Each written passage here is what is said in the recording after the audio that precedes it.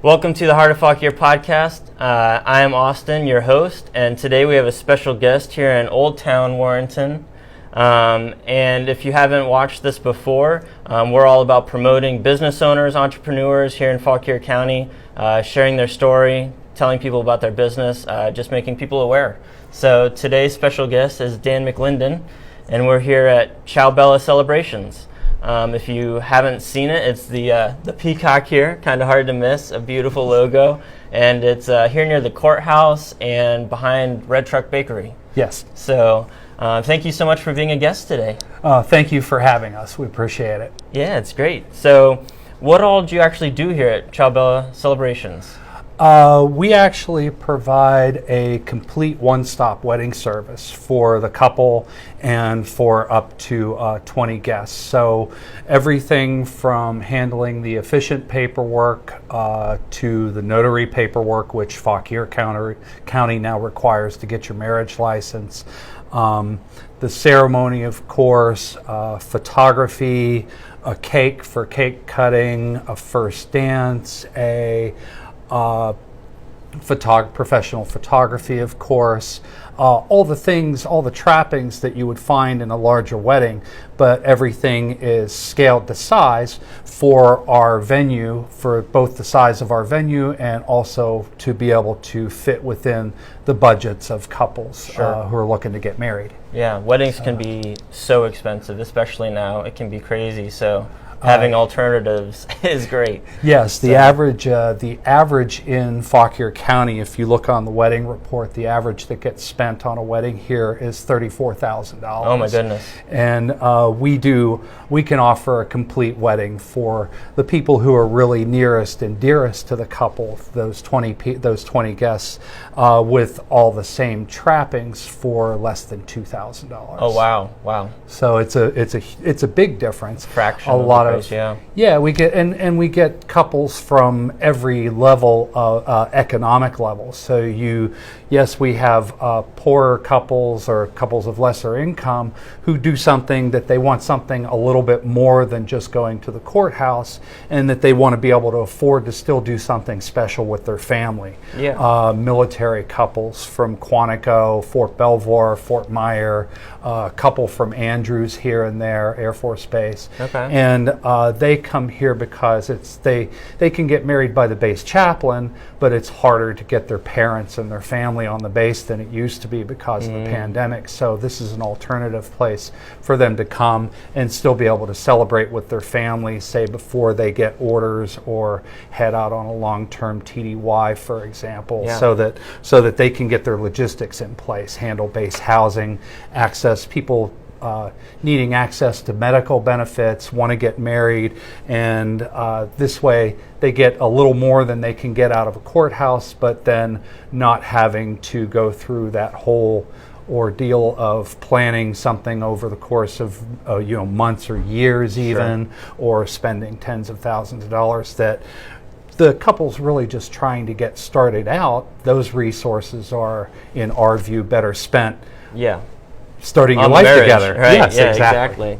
You can spend so much money on the one day where it starts instead of the life you're going to live after it. Yes. But if you can still have a beautiful wedding that's fun and everything, not just standing at the justice of the peace, you kind of get best of both worlds. The really nice wedding, but some cash in your pocket. So yes, and that's sort of exactly what we're trying to offer here. So we made it so that all of the services that you would normally expect at a larger wedding can be obtained here, including like a champagne toast and the cake cutting and all of those things. So just all again scaled down to size. Yeah, and all from one person too. It sounds like, so it's a lot easier to plan.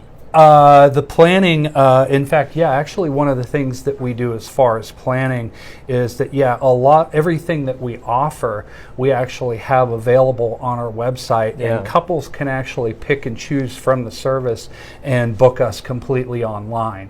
We do get that. We're one of very few on the East Coast who does that. And what they can do is pick, if they want to have hors d'oeuvres here, they can order them in advance and just pay for it in advance.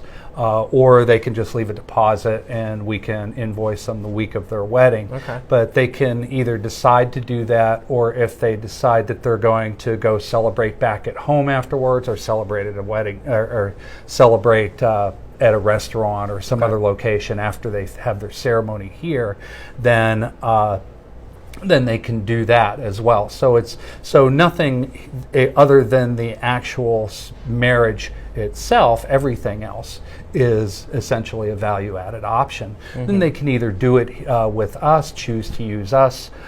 Sometimes people will choose to do parts of things themselves. They have a chef or a photographer in the family. They'll bring them in. We can let them come in. They can bring their own food. We charge a nominal service fee for cleanup, and they can bring in things that they want as well into their, and also gives them the chance to personalize their day however they see fit. Very cool. So we just try to be as flexible as we possibly can. Yeah, you can be anything from just, their venue to the whole package, planning everything with them, Yes. So, that's awesome. correct. And we also offer for people who want a outdoor setting or a different look, we've established a partnership with the Fauquier History Museum across the street, and we host weddings in their courtyard. They charge a fee for use of the courtyard that turns it into a fundraiser for them, and helps to helps fund the preservation of the buildings, the historical buildings across the street. Right. And then we have all the facilities here to conduct that wedding: the music, the chairs, the arbor, all those things that we just take over. And so the courtyard is like a value-added add-on to the package for people who want that, and it offers like a look that because of the stone and the brick, and it's being a 200-year-old building, it offers almost like an old world sort of European look that a lot of people find very attractive. Yeah, definitely. But it's right here instead of traveling back and forth to different venues. It's all right here. Yes, exactly. And that's also the case with some of the other businesses that we network with in Old Town. So Denim and Pearls is our most common place for people who have a ceremony here and then go to have dinner afterwards, in part because it's within walking distance. It's right up on the other side of the courthouse. People on Saturdays after 6 p.m. can leave their cars parked here and walk over and have their dinner. Then, of course, there's wonderful places as well, like Claire's and the folks up on Main Street, the other restaurants on Main Street, the Black Bear. We get customers that go there as well, and it works out nice just for us, but also it helps a little bit with the businesses in town. Yeah, definitely, and it's cool. Any interviews I've done with people here, there's so much collaboration that people want to do to support other businesses as much as they can. So like you working with these other people and having it as a clear option that people can use for food and everything like that. I like that. Yeah. We have a partners page on our website that lists out all the businesses up on Main Street that we've partnered with for various things. There's also somebody up there for dress and a few other things.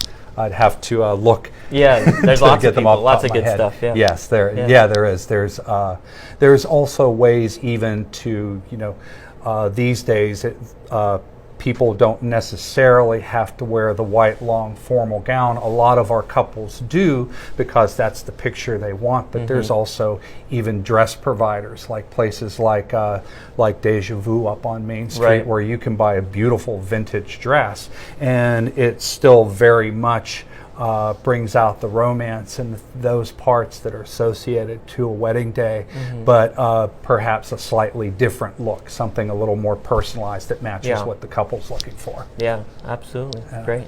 Do you offer things besides weddings with your venue space? I know you've talked a little bit about other things you're branching into? Yeah, our venue space can be configured basically for any celebration or any type of meeting of any type for up to about 25 people. Okay. We're licensed for a few more than that, but more than 25, and it does get crowded in here, so Sure. we keep it to that size. We have of course we have Wi-Fi and such like that. We have a TV cart that we use both for weddings to offer a Zoom service to people who have, people overseas. We've had people by Zoom because mom was in the hospital, so that she could see the ceremony live. So the TV cart though is also flexible in that then somebody doing a presentation can also very easily handle a meeting presentation. So we've done a few of those. We've had a couple of events where we've had a musician in here and we've served tapas. We hope to have a couple of local artist exhibitions in here over the course of the spring. And we're available. We've done celebration of life. We've done anniversary celebrations, birthday celebrations, baby showers, bridal showers. So all of those are easily configurable here. Right. Which is great because some people might see this and know that you excel in weddings and that's your main thing. But if someone is looking for a smaller venue that can do these other parties, then it's nice to know something's right here. And there are a lot of places. There's restaurants and stuff that can also accommodate the same type of thing. Usually it's like renting a room out within that facility, right? So what this does here is it offers a little bit more intimacy and a little more privacy to those type of events versus what that restaurant environment would be. No background noise, right? If you don't want any background noise, or your own choice of music versus whatever the venue happens to be playing at the time. So got it. So it allows a little more personalization that way. Yeah, that's great. And you own this with your wife. You kind of did it with a 1-2 punch duo together. So I think that's pretty cool as well. Yeah. We've been in business in one form or another, my wife and I, through the whole course of our marriage. So we've been married just under 30 years, and before we got into photography and wedding photography, which was where this all built out from, we ran a t-shirt business out of our garage. Nice. We designed logos and such for t-shirts. We printed them using a sublimation process.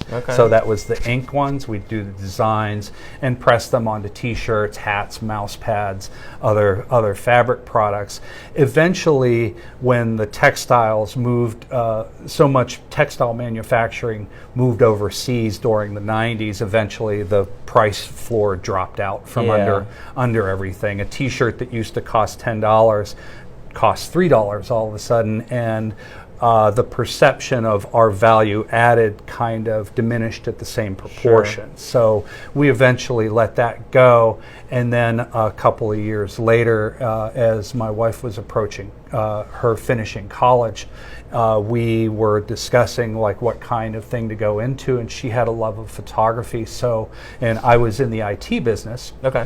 And so I said, well, if you go digital, I'll set you up, we'll set up the website, I'll set up the backup schemes for the photography work, and we can go into business out of our house. And so we actually started doing that. Our 20th anniversary in business as Ciao Bella is in 3 months. Oh wow. That's awesome. So in 2003 we started doing that from our basement and creating a home office. That was just photography? Office. Yes, we started off as photography. We actually started off doing youth sports leagues. Oh, interesting. We did we did a contract with the Fauquier County youth sports for baseball, softball, and basketball, and we had a contract for a couple of years where we did all the photography for those sports leagues for a couple of years.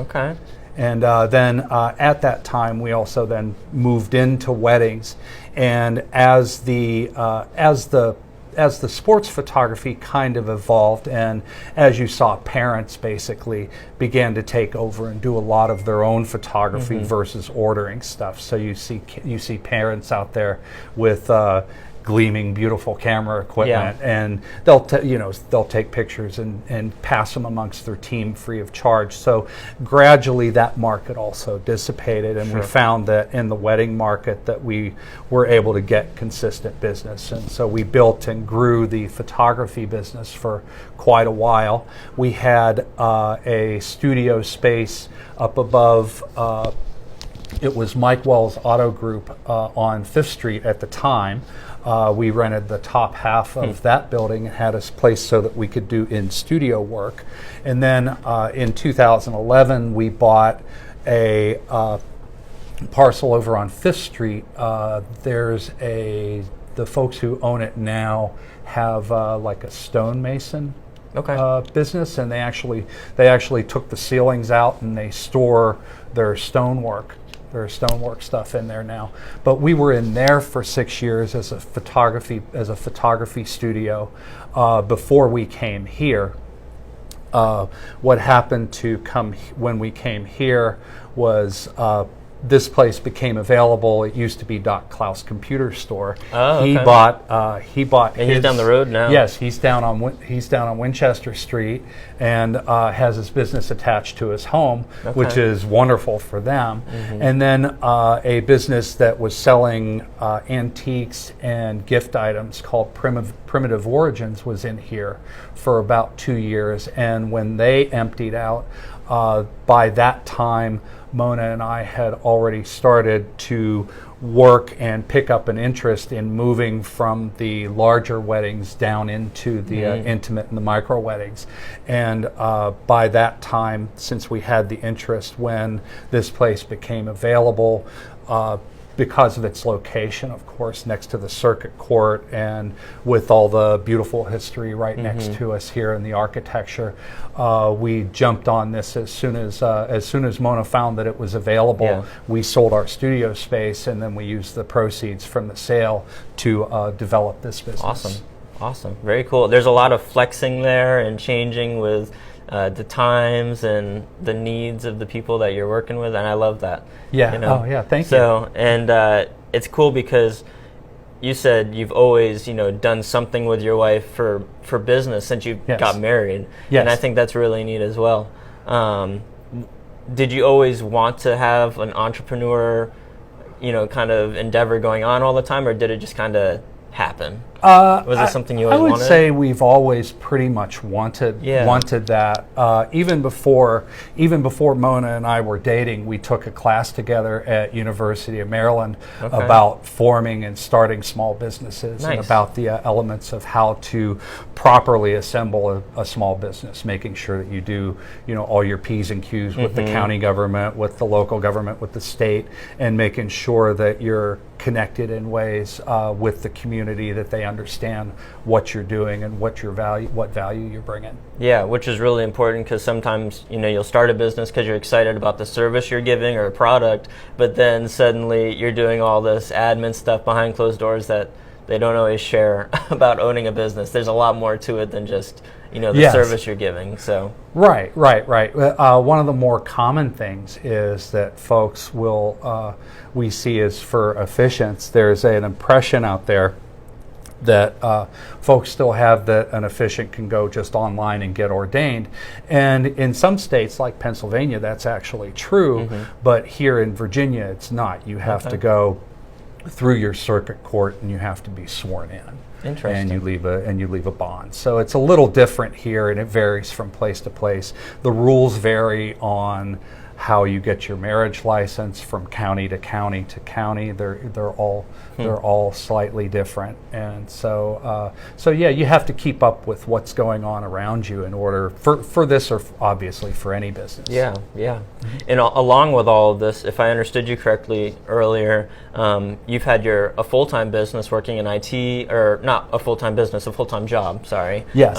Working in IT and such. Pretty much the whole time you've owned Ciao Bella and photography and everything like that. Is that right? That's correct. And then you just retired? I just retired in September. Awesome. Congratulations. Yes. Thank you. Thank you. Yeah, now we're kind of at that place where we want to take this business from the level that we've carried it at over the past several years, and we're hoping to grow that, exponentially. It's a big challenge now because of the way that the business has, that the wedding business has evolved over the past couple of years, and all the effects of the pandemic, of course, and what they've done. We've found a lot of, there's new challenges, but then we've also found a few things that were at a result of the pandemic that actually improved the way that we conduct business here. So so it's a lot of awareness, a lot of work on both ends. The IT business, one of the advantages, I was very fortunate in that we started doing allowing remote work in 2009, I think it was when I was first able to log in remotely and work. But then eventually it went to, of course, the pandemic, everybody was home for nearly 2 years. And then since then, they are at my previous employer, they are allowing people to work from home 3 days a week and just go into the office twice a week. So we were able to flex our schedules in ways that allowed me to do the things that I needed to do here, while Mona would work full-time, of course, here, keeping up on the photos. She does all the event coordination work. So she does, any of the vast majority of the customer interaction. She handles that, a lot of that day-to-day stuff. Plus, I think in some ways she's probably just a better voice for doing it, and she's a little more just a little more eloquent, I think, to deal with versus myself. Sure. And so we use the skills that complement each other in the best way that we can. So she could do things like coordinating our customers today during the day. I could do something like put on my suit, come out and conduct a wedding ceremony during lunch break, or after work at 5 p.m. when you're logged off for the day. Then I could close my computer and spend the rest of the evening here until it was time to be finished or to go home. And then my IT background then allowed me to, I build and maintain our website, and I manage I manage any of the technical stuff here, whether it's just a Wi-Fi connection or our backup schematics for all our photos, and how we manage our cloud accounts and all of that sort of stuff. So I take care of that piece, and in this way we each kind of have the opportunity. It's one of the great things about this business, and it brings so much to us, but one of the great things about it is that each of us are able to bring in the things that we feel that we're best at, that we complement each other the best at, and that each of us then we kind of, you're the IT guy, I'll let you build the website, she'll tell me the things that she wants to be said on there, what's needed, what photos to use. She's the primary photographer because she has clear, obvious talent in the photography work, but then I work as a second shooter with her on the occasions that we still do larger events. And so those sorts of things. Each of us is able to contribute doing the things that we do best, and there's a need for all of those things in a business like this. So it kind of works nicely. Definitely, very cool. Yeah. So with you being able to retire from your daytime work, what kind of changes have you seen already, and what do you think will happen in the next year or so with you having that extra time? And you said you've seen some opportunities coming out of COVID that you want to kind of tackle. What kind of changes do you see coming for you in the next year? Well, I certainly see that just giving the the variances of the economy that, there's still some uncertainty, still some instability in the economy. And what we've seen is that a lot of the larger venues actually are now trending on micro weddings and offering micro weddings because of the need to have filler, and because they're making up some of that lost revenue when they were forced to stay offline during the campaign. Right. They were totally closed. During that time, like when they were totally closed, we were still able to hold elopements and tiny weddings. So we actually had quite a few of them because there were only, there weren't as many alternatives available. So we were actually one of those type of businesses that was a COVID business. We were even noticed by the New York Times in the early stages of the pandemic because we were one of few venues that were hosting elopements and weddings, and that we're still able to do it and within all the COVID restrictions of the time. As all of that stuff lifts out, some of the things that we figured out, like along the way, just little things. There's little things that we've done, like I don't stand under the arbor in between the couple when we have the ceremonies anymore. We had to move across the room because of social distance requirements anyway. But then once we did a couple of weddings that way, we kind of just realized, wow, it's so nice. I like this better. Yeah, the focus of the photography during the ceremony is now just strictly on the couple, and there's no interference from me. Which I think enhanced it. And then other little things like that, we use a motorized bubble machine now instead of having people blow bubbles because it became considered unsafe during the pandemic. As we lift out of it, where I was talking about a lot of the larger venues seeing that they're also offering smaller weddings to help to fill some of those revenue gaps that they had because of the pandemic. It kind of leaves us I think an opportunity to differentiate ourselves in a couple of ways from that. One is because we've been focused on the micro wedding piece of the business all along.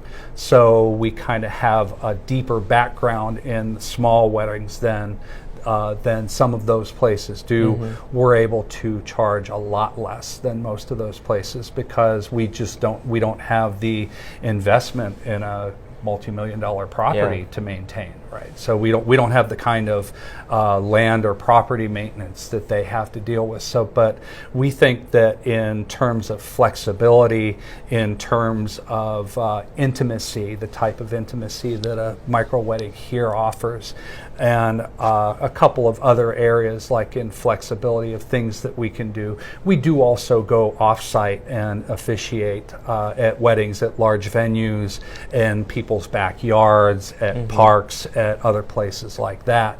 And so we have some opportunities there where we work to stand out in the marketplace of others by just offering things that come with it that we find that most couples want and use during even an elopement. A couple, for example, likes to have a song played and have as the couple comes together. So we have portable speaker systems, and we have an arbors that fit in our van that we can take out, and we can bring those up and set them up in a park. We can set them up in somebody's home or backyard, and we can offer those kind of services or those kind of things that go with a traditional wedding, no matter where it is. And so between all of that, and along with we think that online booking offers an opportunity as well.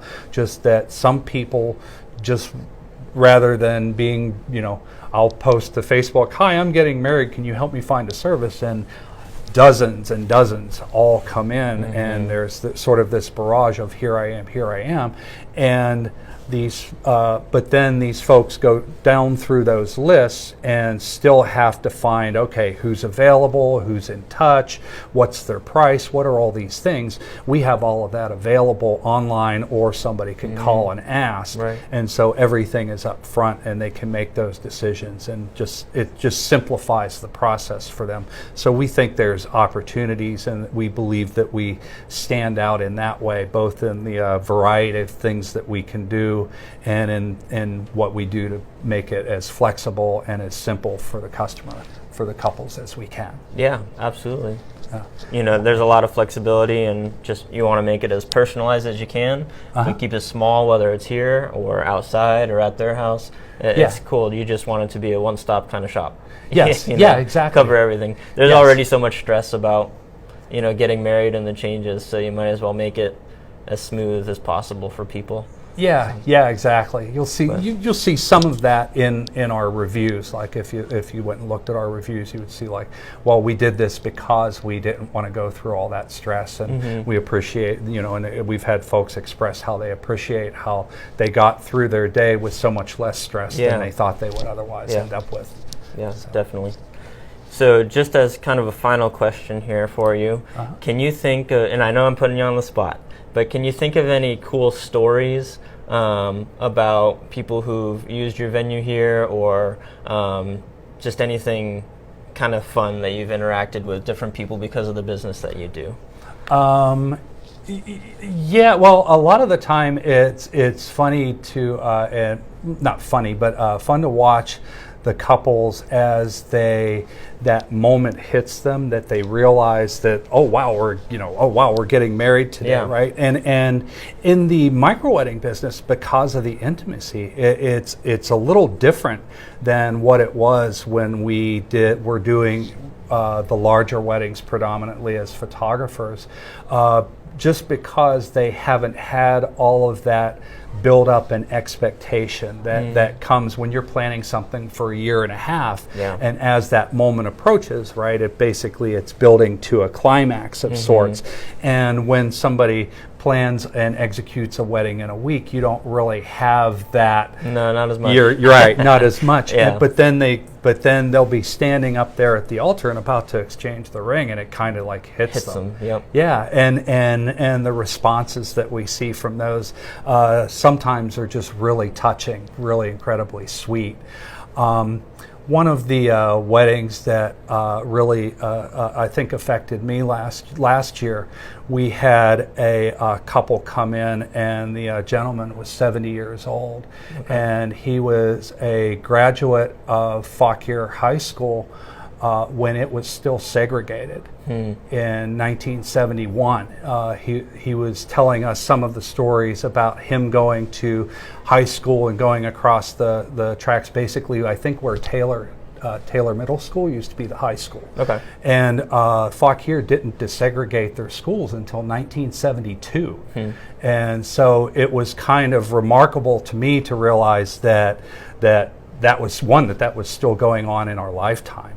And then when they came in here, one of the things that they were telling me about those stories, and then the gentleman was trying to pin a flower on his shirt, and he kept flopping over and everything. So I just gave him my jacket, and when I did, the daughter came up and hugged me. And it kind of like struck me because it was just such a simple and small gesture, but then you realize that these folks had gone through life without a lot of folks giving them those simple, small, basic gestures, something that you would do for anyone, that, just basically out of being decent, being welcoming, being the way you're supposed to be as a business towards everyone. Right. But it was actually so much more to them in that moment. And it kind of really affected me that way too. In a way, it kind of felt like certainly I got a lot more credit than I ever deserved from something like that, for a gesture like that. But then you kind of realized in a way also, it's just kind of sad that that those kind of gestures aren't happening to them 100 times a day in the normal course of their lives. Yeah. And and I hope that we can all serve as examples and try to improve on those sorts of things over time.